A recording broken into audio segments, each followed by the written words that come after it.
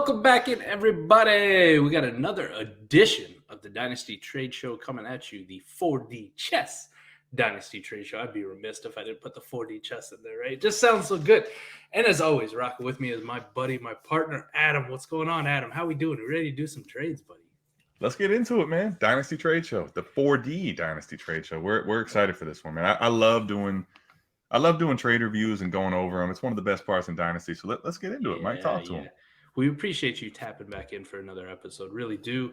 First one went well. As always, if you're watching on YouTube, hit the like, hit the subscribe, leave a comment for the algorithm. And if you're listening on podcast form on Destination Devy, please rate the podcast and review it. Helps us out so much. Helps everybody over at Destination Devy so much. If you could just do that for us, we kindly ask.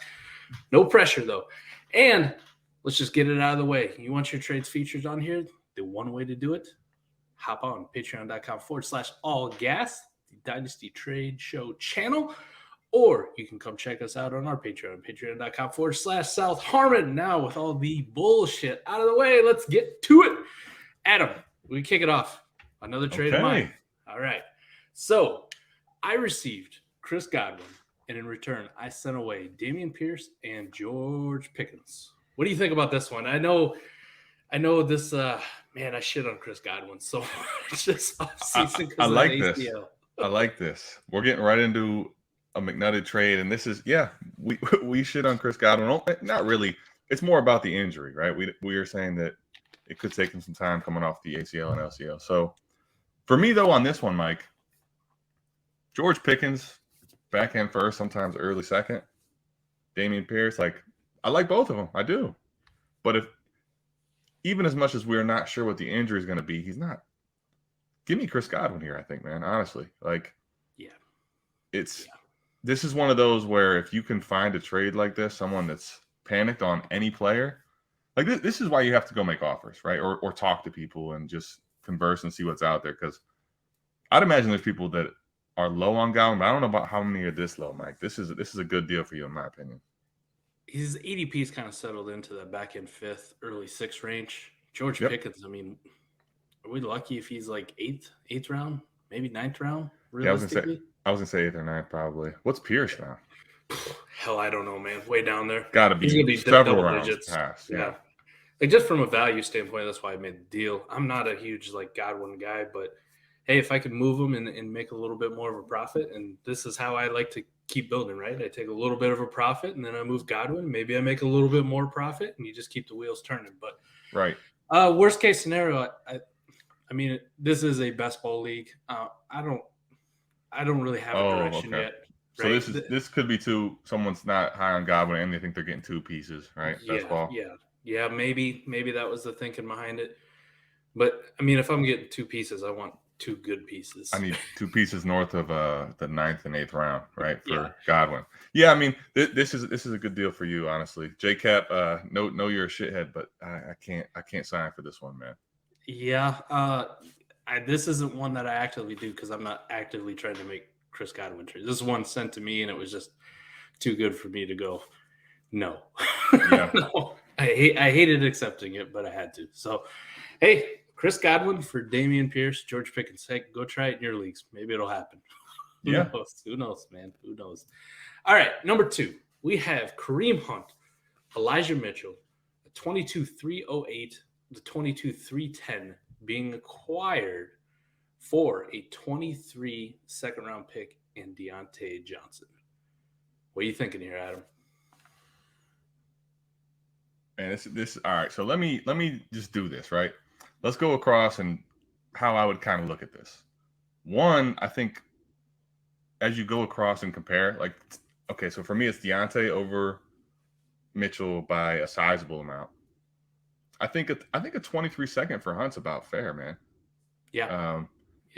And then I would say this, in 22, 308 and 310 on a deal like this, they're fucking noise, right? I mean, so if you just, when you do this, right? If I remove 308 and 310 from the equation, right? This is I throw a bunch of stuff at you and you think give me Dionte easily on this one, right? Dionte is the best player in the deal by quite a bit. Yes. And then the 23 second, I think more is more than enough for just Kareem Hunt. So if you're telling me it's all I'd have to do is send Elijah Mitchell and 2 late thirds for Dionte. Like, who's not doing that? It's not going to be reflective in ADP, right? I truly believe, I think Elijah Mitchell is being overdrafted. Oh, yeah. ADP especially. I mean, if the 49ers didn't go out and draft TDP, and they didn't already have Trey Sermon on there, and they didn't already have the Jeff Wilson, who seems to be a favorite on the team, and like they had just, hey, this is what we showed you last year. Elijah was the guy, and he came in. His ADP would be respectable and warranted.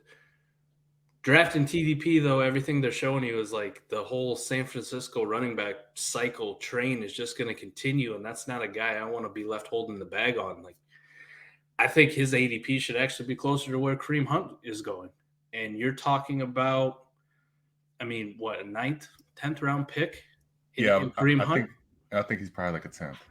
So if I'm in a startup, Adam, like somebody's trading me a 4th round startup and a 23 second for my 2 9ths and some trash. I'm hammering the piss out of that. Exactly. I think that's another good point. Like when you look at this, right? Dionte Johnson is easily a 4th round startup. Sometimes I've seen him go in the 3rd round. Yeah. Like that it's just such a sizable difference from everybody else in this deal. Even if you like Elijah Mitchell and you believe he's going to hold on to it. I think the same reasons, Mike, we liked Elijah Mitchell last year are the same reasons I don't like him this year. It comes down to his ADP, right? Yeah. Yep. He was a dart, the prospect we like in a backfield that loves to churn him out because they tend to get hurt in that zone read, right? And now you have Elijah Mitchell being claimed ahead, and maybe he will be, but they drafted another one. And in San Francisco, as long as it's the system they currently have, they're just going to continue to bring more of them in, and they're going to figure one out that works. I think Elijah Mitchell's good, but as you saw last year, he took a lot of hits. He didn't really evade a lot of tackles. I like a Mitchell just fine. I just don't think I'm with you. His ADP is too high, so this is easily Dionte for me. Yeah, I'm fully with you. This wouldn't even be a question mark. The thirds, for those of you, I mean, they're kind of whatever. Like maybe if there's a best ball league, I'd be a little more interested in like the third pieces, or if I'm in a rebuild, I'd be interested in the thirds. But if I'm in a rebuild, I'm not taking on Kareem Hunt and Elijah Mitchell for sure. That's not that's a non-starter for me. I don't mind trading away Dionte and maybe a 2nd round pick, but I'm trying to get, a good piece to build around, maybe a quarterback, and then like you throw in a couple thirds. Like, here you go, here's some take your swings kind of play. I mean, the thirds are what they are, but like in a deal where you're talking about a top 4, 4th round startup pick, like give me. The thirds don't even equate to anything. I love Downtier as much as the next guy, but this is not this far, huh? Not like this. Not like this. This is the Matrix, where she's sitting there. Not like this. Yeah, that's some of you get that reference. Some of you are too young. Fun. All right, so we got Lamar Jackson and DeAndre Swift being acquired for Dak Prescott, Kenneth Walker, and a 23 1st round pick. Ooh. We got some spicy one. Yeah, this is spicy. What's your opinion on this one? And I know how much you and I love DeAndre Swift. I'll see if we're going to have the same opinion. When I pulled this trade, I was like, oh, yeah, this would be a good one to talk about. This is like that last deal, to me, that was pretty one-sided. This is first of all, it's spicy, right? This is a lot of, you're talking 2 1st-round startup picks or 2 2nd-round startup picks. 3 of the players in the deal are in the top 2 rounds. Kenneth Walker's a late 4th in startup. And I mean, the way 23 firsts are being valued, Mike, I mean, you're talking about what market's going to tell you is a 4th, 5th round startup pick, right? Yep. This is a lot of big pieces in this deal. So if I were to say this right now, I think currently I'd probably lean Lamar over Dak, but it's not like I wouldn't be really that much worried about either one. Like I would feel very good with either one. Like it doesn't really, the difference there is not that much. DeAndre Swift over Kenneth Walker for sure. But when you throw the 23 first in there, this is tough, man. This is tough. This is very tough. I could make a case for both. I think I'd actually take Dak, Kenneth Walker, and the 23 first here. Oh man, I'm gonna side with you. Lamar and Dak is so close for me. I do prefer Lamar over Dak, Hmm. Yeah, but I I do mean too. Yeah. we're not talking crazy amount here. Um, Obviously, I prefer Swift over Kenneth Walker, but Swift for Kenneth Walker in a first, now you got my attention. And without knowing where that first lands, just generic. I mean, the lottery of 23 first is just so damn enticing for what I really think is probably just a mostly lateral move in general. So give me the three pieces versus the two. I guess that's what it comes down for me. Yeah. And Hmm. and one thing I'll throw in too, I mean, with Dak Prescott, I know you and I had a lot of shares of him and acquired him a lot of places last year. And probably like a lot of people were a little bit disappointed in what we got. One thing to kind of look forward to is Dallas didn't do much, and I think they actually got worse. And Philadelphia got better, and the Giants got better, and Uh-oh. Washington got better. Hey, maybe we're gonna get some more of that garbage time Dak Prescott that we know and love from 2 years ago, 3 years ago, right? We get the garbage time Dak coming. This is a little bit of Cowboys hate, but for fantasy purposes, garbage time Dak is a treasure, a national treasure, and we can't wait for it to score all them points when the Cowboys are down 21 points to the Jets. Yeah. This is one for me, Mike, where I think that knowing that it's like the way I look at this right now, it's a generic 23 Yeah. first, and just what that looks like and what the market is going to tell you that's worth. Listen, I love Swift. Like, if you told me that I'm only going to get Kenneth Walker and a 23 first for Swift, you might say maybe it's a little light, but and I could maybe get behind that in depending on the format. But just right now, what 23 firsts are worth and what Yeah. the appeal, the glimmer around those, even if I'm on a contender, like what I can do with that as it continues. That's the thing. 23 first is only going to accumulate value, and it's already so high. So I think that's where I would slightly lean that side. I think this is like if it's a start 9 league though, Mike, and you're telling me like you're loaded and you really want to juice up that running back spot, I could probably get behind that too. So it's a very good deal. It's a fair deal, I think. Very well constructed deal for both sides, but I got to pick one, and I'm gonna side with B Hall on this Give me one. B Hall 7, baby. Yes, sir. All right, trade number 4. Another Kenny Pickett trade, baby. We got Kenny Pickett in a 23 fourth being acquired for David Bell in a 23 second. Woof. Mike, Mike, Man, Mike, Mike, what are we doing? I don't know. I don't know. Like let me read this again. Kenny Pickett in a 23 fourth for David Bell in a 23 second. First of all, if you're taking the David Bell side, you better know that is a locked into a one. And even then, what are you doing? Yeah. Like even if that said 23-201, I don't want that side of the deal. Like I mean, maybe it's a 1 QB league. I don't know. Those values get so weird in 1 QB league. That's fair. We grade everything on this trade show as a Superflex. So, Mike, I mean, listen, I like David Bell, and I feel like he got the draft capital. He went to Cleveland. Like he was right on the edge of falling out of like me wanting him. Yes. He got drafted in day 2 though, so I like him. For us, we talked about it. I mean, how many we did at least 2 on how Kenny Pickett is for us someone that we want quite a bit, and even if you don't, let's say you're not us, like we're gonna take him in 102, 103 range, right? Say you're taking. Let's say you're not us. Yeah, let's say you're gonna take him round of a startup, or you're taking him at 108. I was just about to say, right? Whether, and I think that's the thing we need to talk about is whether it's 107, 108, or you're taking him in the 7th of a startup. Like David Bell in a second doesn't get that done for me. Just if you remove Kenny Pickett's name, you just told me that it's the 22, 107, or you told me it's the 7th startup.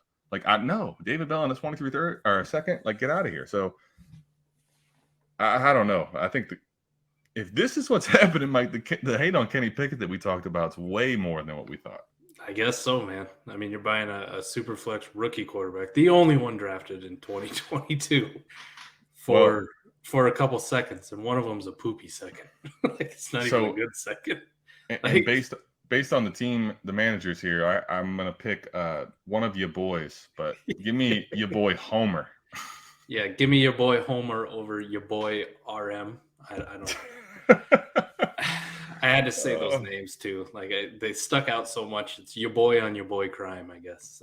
That's fantastic. Not to be confused with Chaboy J. Rich, the legend. Chaboy, the man in the bed. All right, next trade. We have the 22-101 being acquired for Jerry Jeudy and Cam Akers. Woo, we got some spicy ones I picked out here. I like these. Breece Hall being acquired for Jerry Jeudy and Cam Akers. And if you're not taking Breece Hall with the 22-101, oh my. Oh, did you really blunder this one? But Adam, what do you think? You want Breece Hall or do you want Jerry Jeudy and Cam Akers? Man, you pulled some spicy ones up, huh? Yes, I like sir. this. All right, so Breece Hall, I believe, is at the 210 right now in ADP. Yeah, they just call it.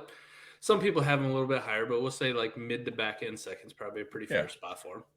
I'll be honest though, lately everything I've seen, he's going like easily a top 18 pick. Yeah, and seems like the train, the steamroll he has going, it's not slowing down; it's getting bigger. No.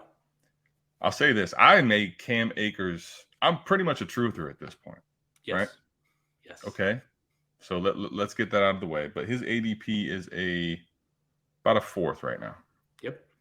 Jerry Jeudy. Is Jerry Jeudy a 7th or is he 8th? And I don't know if this is this on the back of the news, before arrest? Before the news, easily a 7th, sometimes a 6th. Okay.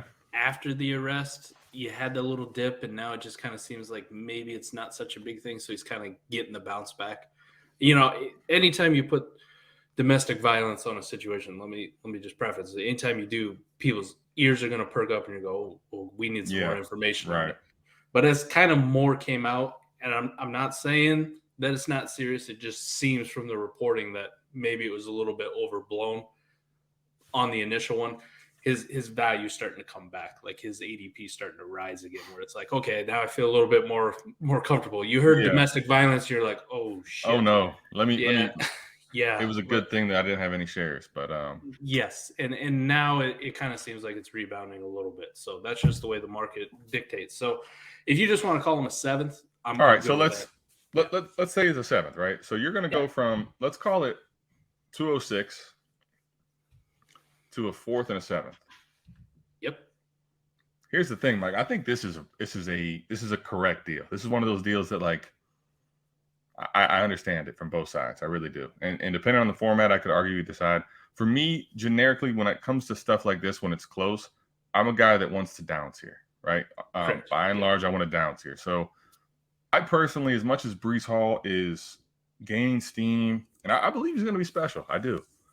I honestly think Cam Akers is a little undervalued right now. I really do. I think there's a current groupthink in the market that's fading running back basically after about the top 5-6, right? So give me Cam Akers. I'm going to down tier basically from Breece Hall to Cam Akers, and I'm going to grab Jerry Jeudy for free. So I'm not going to say it's a bad deal if you're getting Breece Hall. Just I would prefer the other side if I had to pick. I'm with you. I like the Akers and Jeudy side, but I'm also too a guy who likes to down tier. Lineup size would definitely come into play for me. If it's a start 9, a smaller league, I mean, give me the Breece Hall side.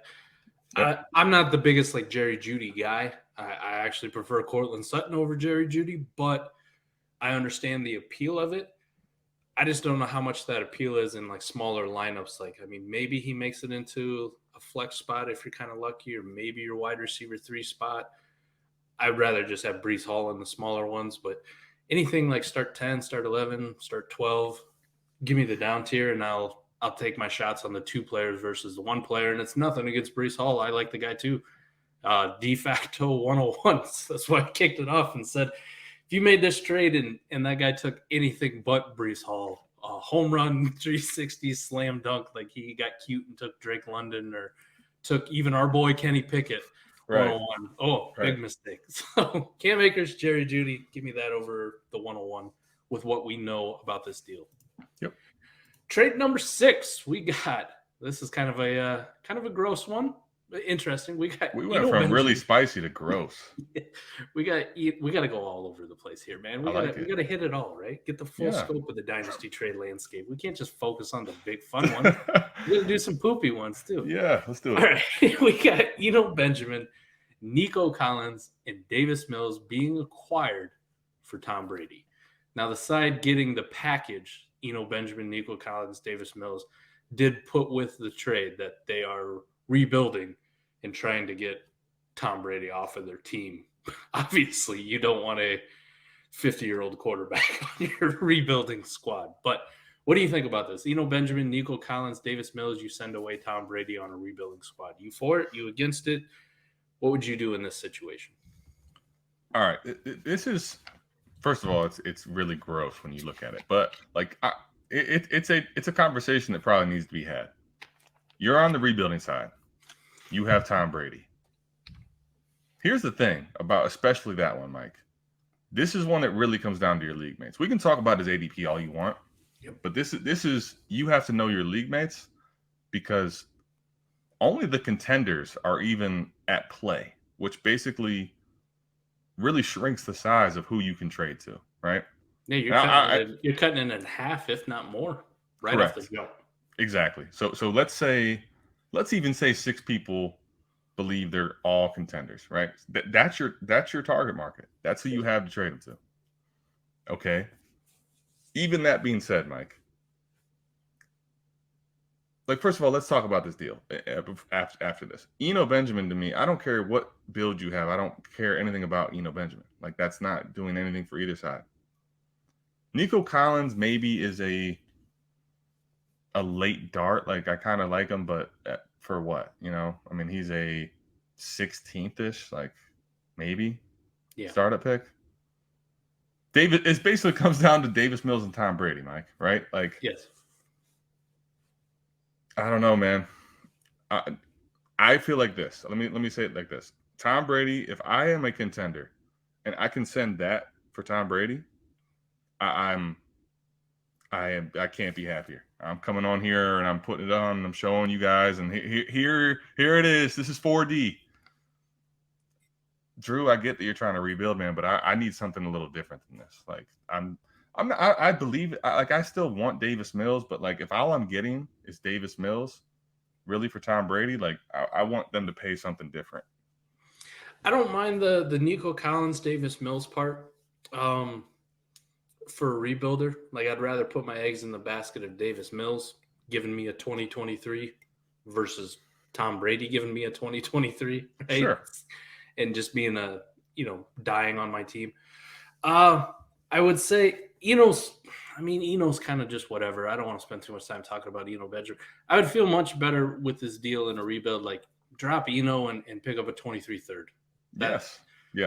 Just get rid of the junk. Give me a 23 third and I'll move on with my life and I'll, send them away. And like you mentioned, if I'm on a contender and even if I got to give you a 23 third, Davis Mills and Nico Collins, I'm still nailed it, got it, did what I needed to do, came here and got it. So, yeah. We also like to play the game of you might be able to get more for Brady closer to the season or in season. It's very well likely, but too, if I'm on a rebuilder, I don't want to be left holding the bag either. So no. I think Davis Mills and the Nico Collins part's fine. The only suggestion, tweak I would personally make is just get rid of Eno and get a draft pick. Give me something else, some other type of dart, something that I can trust a little bit more than a third or at best, I guess, second string running back that doesn't have draft capital and nobody really seems to care about. Well, okay.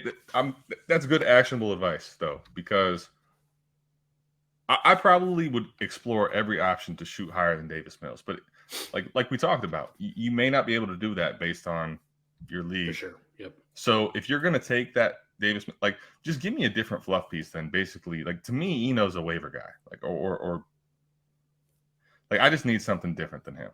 Davis Mills and Nico, I'm not mad about on the rebuild, but I would need just a little bit more. Well, give me somebody that you got truth or status on that the community's down on, a LaVisca Chenault or a Rondell Moore. If you threw Troutman in there, I'd take that. Yeah. Right? Let me take a nice tight end dart. right? Let me do something like that, or like a Dolchich, Yes, give me something from this. And like you class. said, Visca. Like, give me somebody that is maybe a little depressed in ADP and what the market says, but I feel better about myself than that with that dart, right? Yeah, I don't think as a whole, I don't think it's a horrible deal. I'm just, if I got to critique it a little bit, like, and I got to pick a side. Great move for the guy, the contending piece. Could have done a little bit better on the guy who's rebuilding. So just my personal advice, something to keep in mind for the next time for those of you out there listening, if you're in the similar situation. Like, I mean, these dart throw like running backs, I mean, they're just kind of whatever, and especially guys that have been in the league for a few years, right? The luster's worn off, the excitement's worn off. Like, go for somebody else that you got truth or status on. Yep. All right, trade 7. Back to the spicy.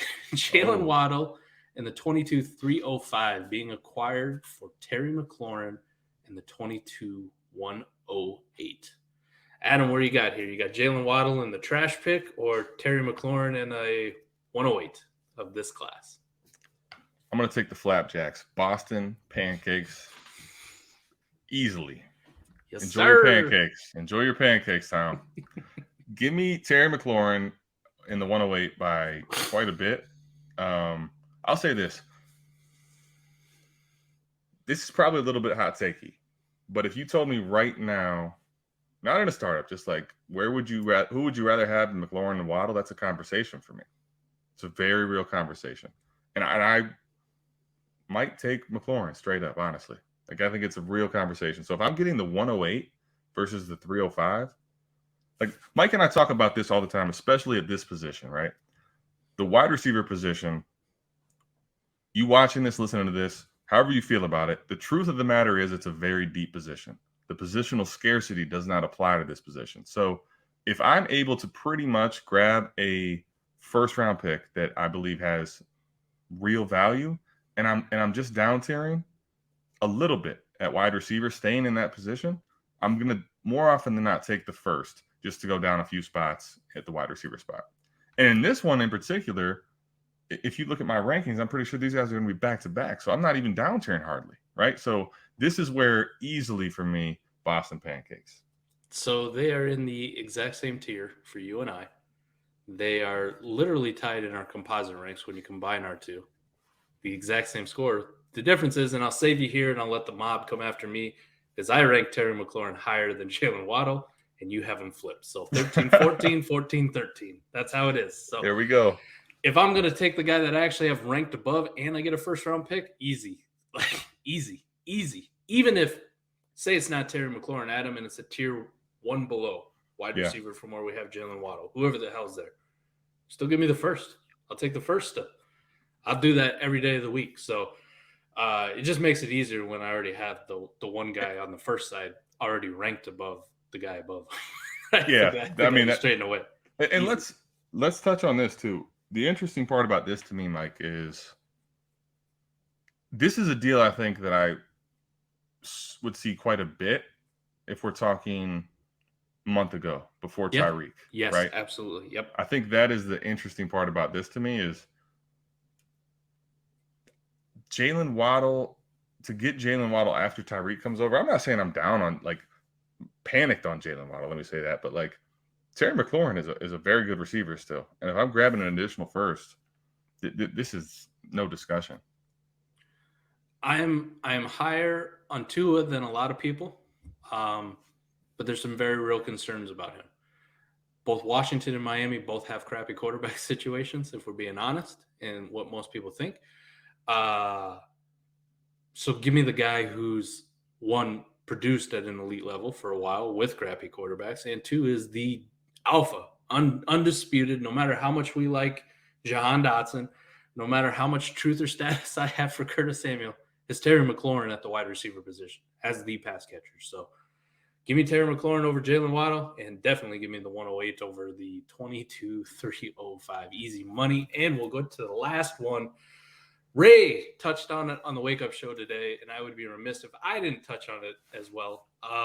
We have the 22-102 being acquired for one Christian McCaffrey.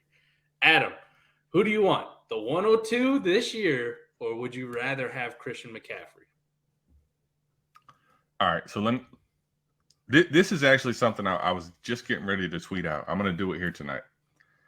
This is where I think people need to start encompassing market value and what's actually happening for every single player, right? Like having an idea, especially the ones in the top 10 rounds, let's say. 102 is in this class, Mike, whether you take Drake London, you take Kenneth Walker, or your quarterback needed, you take Kenny Pickett, right? Those are 4th round startup picks, all of them right now. Yep. So, like, Christian McCaffrey, okay, even if you don't like him, you're like, he's going to get hurt, you know, he's been on my, let's say Ligo RAGFB has been sitting on Christian McCaffrey for 2 years, and he's fed up. She's fed up, right? I need something different than this, man. Like, I like Kenneth Walker quite a bit, but there's not a team out there that currently I have Christian McCaffrey where if someone says Kenneth Walker, no. Like, I need plus at least. I love Kenneth Walker. I love Kenny Pickett. I love Drake London. There's no way in hell I would trade you Christian McCaffrey for any one of those guys, straight up, regardless of my team build. I don't care if I'm rebuilding. I need to tear this thing down. It is May, and I'm not trading Christian McCaffrey for absolute junk. Like, this is a guaranteed loss if I do this. Now, if you came to me with Breece Hall for Christian McCaffrey, yes. If you got Breece Hall over McCaffrey, understandable. If you got McCaffrey over Breece Hall, understandable. I don't care, and I wouldn't fight you. Like, maybe I got to add a little something to my Christian McCaffrey to go get Breece Hall on a rebuilder and reset my timeline. I'm cool with it. The 102 is not a conversation for me. Not even close. You sent that, I would laugh you out of the – get out of here. I'm not even going to counter, get out of my DMs. It's funny you said it that way because I was talking about how you have to understand all of it together. The only way I'm looking at this deal and even thinking is if that says 22-round 101. That's literally the only – like, if I see 2022, it's the only way I'm thinking about it. For sure. I thought it was an interesting one, right? It generated a little bit of a conversation on Wake Up, so I wanted to put this one on here, right? We got Christian McCaffrey in the 102. I thought it was good. Before we get out of this trade real quick, I'm not like buying Christian McCaffrey a lot, but I'll say this. If this is the price, if this is what can happen, maybe I need to start fishing for a little more McCaffrey on contenders, right? I might be sending out some offers.